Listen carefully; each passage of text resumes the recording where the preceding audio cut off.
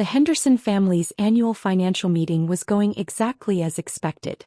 Mom at the head of the table, my siblings arranged around her like a court of judgment, and me, Marcus Henderson, sitting quietly at the far end, watching the usual drama unfold. As we review this year's family contributions, Mom began, her reading glasses perched importantly on her nose. I want to acknowledge your sister Rebecca's generous donation to the family trust. Her Wall Street bonus has helped secure the family's legacy. Rebecca preened, her designer suit practically gleaming under the dining room chandelier. Next to her, my brother James nodded approvingly, his Rolex catching the light as he made notes on his iPad. I glanced at my own simple attire, quality clothes, but nothing flashy, and touched the laptop in my messenger bag. The notification that had popped up during breakfast was still waiting. Annual anonymous transfers to Henderson accounts completed. Total, $2.7 million. And James, Mom continued, your private medical practice has been instrumental in maintaining our family's social standing.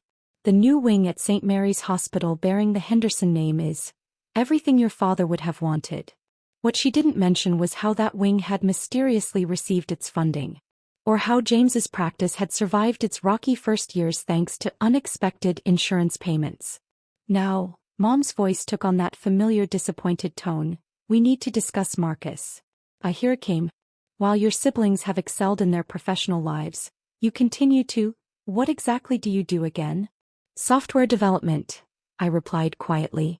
Independent consulting. Rebecca couldn't hide her smirk. You mean you sit at home playing with computers? Something like that, I agreed, thinking of the 3 tech companies I'd sold in the past 5 years, each exit carefully hidden behind layers of corporations and NDAs. The point is, Mom pressed on, you've never contributed anything substantial to this family. No donations to the trust, no prestigious positions, nothing to enhance the Henderson name. I touched my laptop again, thinking of the trust's quarterly statements. The anonymous donor who'd kept it afloat during the 2008 crash.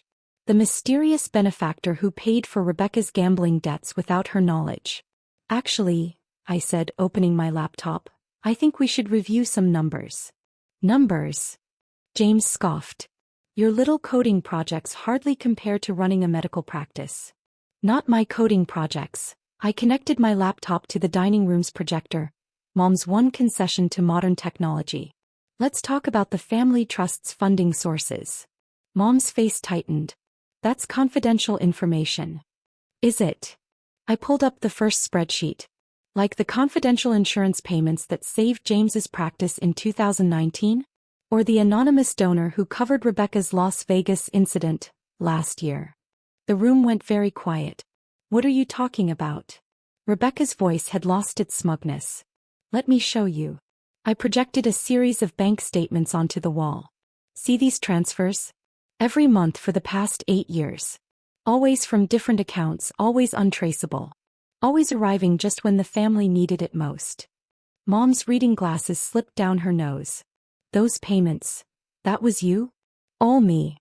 I highlighted specific transactions. The trust's crash recovery? Me. James's malpractice insurance when no one would cover him? Me. Rebecca's gambling debts? Also me. But how? James stammered. These amounts. Remember when I said I do software development? I smiled. I left out the part where I sold my first company for $50 million. Or the second one for $120 million. Or the third one for, well, you get the idea. The silence in the dining room was deafening. Rebecca's perfectly manicured hand trembled as she reached for her water glass. James had gone pale, probably calculating all the mysterious payments that had saved his practice over the years. That's impossible, Mom finally whispered. You live in that small apartment downtown. You drive a Honda. Because I choose to, I replied, pulling up more documents. That small apartment is actually the entire top floor of the building. I own the building, by the way. And 6 others in the city center. James was frantically scrolling through his phone, probably searching for news about my company's acquisitions. There's nothing online about you selling any companies. Of course not. I use holding companies, shell corporations, and NDAs. Unlike some people, I glanced at Rebecca's Instagram famous lifestyle. I prefer privacy. I projected another document, a complex web of corporations and investments. At the center was a simple name, MH Innovations. Current value? I highlighted the bottom line. Just over $3 billion. Mom's reading glasses clattered onto the table. $3 billion. Give or take a few $100 million depending on the market. I shrugged. The tech sector can be volatile. Rebecca found her voice. But all those times you couldn't attend fancy family events. Board meetings in Silicon Valley. Or Tokyo. Or Singapore. I pulled up my travel logs. That weekend I missed your country club gala? I was closing a deal with Google. The Christmas party I skipped? Acquiring a startup in Tel Aviv. Why didn't you tell us? James demanded, his doctor's authority completely deflated. Tell you what. That while you were mocking my little coding projects, I was building a tech empire. That every time you bragged about your medical practice, I was signing deals worth more than your entire career. I highlighted more transactions. See these payments? Every time the family trust needed a boost, every time one of you had a financial emergency, I covered it. Anonymously. Because I wanted to see if you'd ever acknowledge that maybe, just maybe, the disappointment of the family had something to offer. Mom's hands were shaking. The trust. It would have collapsed in 2008. Without my intervention? Yes. I showed them the numbers. The mysterious donor who tripled the trust's value overnight? That was my first company's exit money. I could have let it fail, let you all face the consequences of poor investment choices. Instead I saved it. Silently. But why? Rebecca's voice was small. Why help us if we were so cruel, dismissive? Because unlike you, I don't measure success by how loudly I can announce it. I closed one spreadsheet and opened another. This is my current portfolio. The companies I own, the technologies I'm developing. Things that actually matter, not just status symbols for family gatherings. The screen filled with company names, patents, innovations that were shaping the future. James leaned forward, squinting at one line item. That medical AI system my hospital just licensed, that's yours? Through one of my subsidiaries, yes. It's revolutionizing diagnostic accuracy. Not that you ever asked what I was working on. Mom was still staring at the billions displayed on her dining room wall. All this time, you had a billionaire son quietly supporting the family while you praised Rebecca's six-figure bonuses and James's medical practice. I smiled. Ironic, isn't it? The revelation of my success rippled through the family like an earthquake, shattering their carefully constructed hierarchy. The following weeks brought a parade of realizations that made their previous assumptions look increasingly foolish. Rebecca was the first to crack. She burst into my office, my real office, not the modest space I kept for family visits, and froze at the sight of the command center that occupied the entire top floor of a downtown skyscraper. This is. She gestured helplessly at the wall of screens displaying global market data. My actual workspace? Yes. I didn't look up from my holographic display. The coffee shop meetings were just to maintain the illusion you all preferred. But why? She sank into a visitor's chair that probably cost more than her car. Why let us think you were struggling? Because watching you all compete for mom and dad's approval while I quietly built an empire was educational. I pulled up her investment portfolio, the one she thought was private. By the way, you might want to diversify those tech stocks. The market's about to shift. She paled. How did you know about your investments? I own controlling interest in your broker's firm. I see everything. I highlighted some numbers. Including those creative accounting practices you've been using to maintain your lifestyle. James came next, his medical arrogance crumbling as he realized just how deep my influence ran. The new wing at the hospital, he said, standing in my private elevator. The one that saved our department. Was funded through one of my foundations, yes. I showed him the documentation. Along with the AI system that's making your diagnoses 40% more accurate. You're welcome, by the way. But at the fundraising gala, you were just a regular donor. While you were bragging about your $10,000 contribution, I anonymously donated $50 million. I pulled up the hospital's finances. Actually, I own 30% of the hospital group now. Interesting how often life-saving innovations come from the brother you called commercially inactive. Mom and Dad's realization was slower, more painful. They discovered that their country club membership, their comfortable retirement, even their house, all were secretly supported by their disappointing son. The trust fund, Dad said during an awkward dinner, it wasn't just luck that saved it? No. I projected their complete financial history.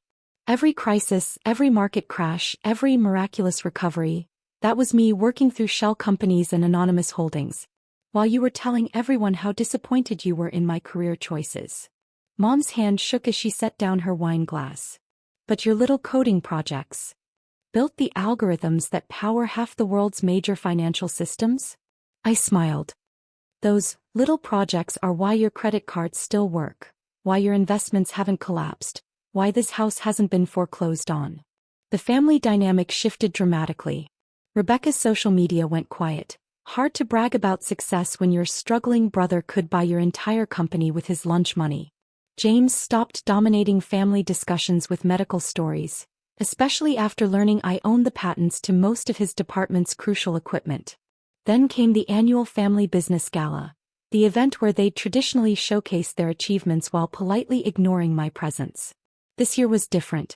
I arrived in my usual understated style, but now everyone knew.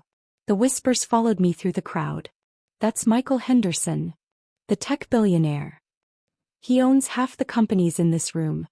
Rebecca's attempt to network fell flat when her contacts realized they were all essentially my employees. James's medical achievements seemed less impressive when people learned about my healthcare technology empire. Dad tried to save face by announcing a new family investment initiative. I let him finish before casually mentioning that I'd already acquired controlling interest in every company he'd targeted. Actually, I said, taking the microphone, I have an announcement of my own. The room fell silent. Even the waiters who worked for a catering company I secretly owned stopped to listen. MH Innovations is launching a new global technology fund.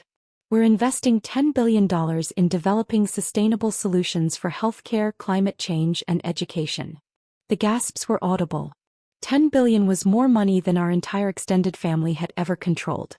And yes, I continued, this includes the medical AI system that's revolutionizing diagnostics. I nodded to James. The one my brother's been successfully using, though he didn't know who developed it. The aftermath of my announcement transformed our family dynamics in ways none of them could have anticipated. The power shift wasn't just financial, it was psychological, social, and deeply personal. During the next family dinner, traditionally a showcase for Rebecca and James's achievements, the silence was thick enough to cut with a knife. Rebecca's usual boasts about her Wall Street conquests seemed hollow when everyone knew her entire firm was partially owned by one of my holding companies. So, Mom attempted to break the tension. Rebecca, how's the new investment portfolio going? Before Rebecca could answer, her phone buzzed with a notification. The color drained from her face as she read it. The tech stocks you warned me about. She looked at me. They just crashed. How did you know? Because I'm the one who identified the security flaw in their main product, I replied casually, buttering a roll. My team is releasing the fix next week. The stock will recover, but only for companies that partner with us for the solution. James cleared his throat. Speaking of partnerships, the hospital board wants to discuss expanding the AI system. I know, I cut him off gently. They contacted my office this morning. We're donating another $100 million for a new research wing. Congratulations on being appointed its director, by the way. What? James stammered. The position hasn't even been announced. It will be tomorrow. I smiled. Merit-based selection, of course. Your work with the initial AI implementation was impressive, even if you didn't know you were essentially beta testing my technology. Mom's hands trembled as she reached for her wine glass.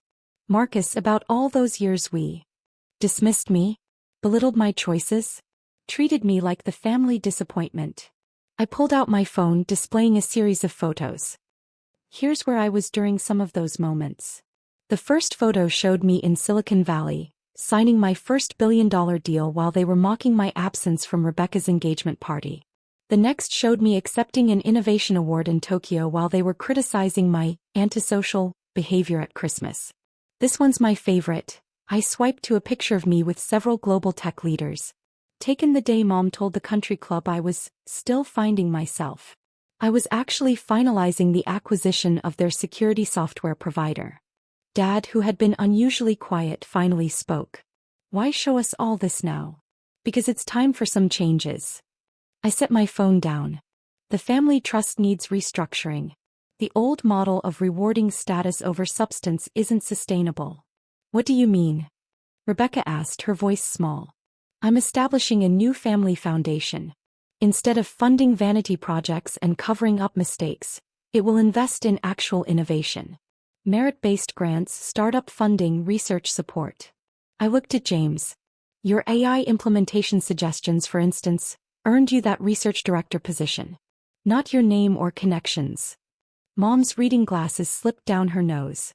But the Henderson name will mean something different now, I finished.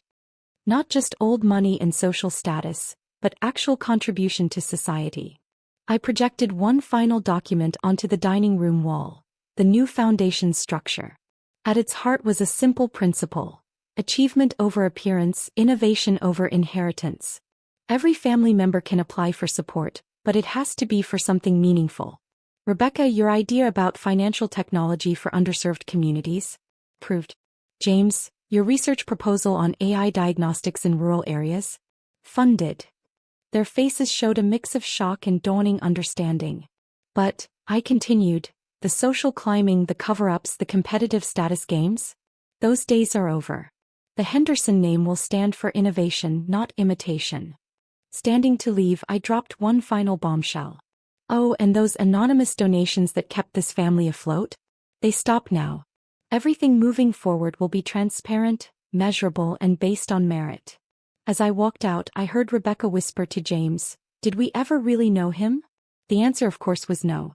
They'd never tried. They'd been too busy measuring success by their own limited metrics to notice that their disappointing brother had redefined success entirely.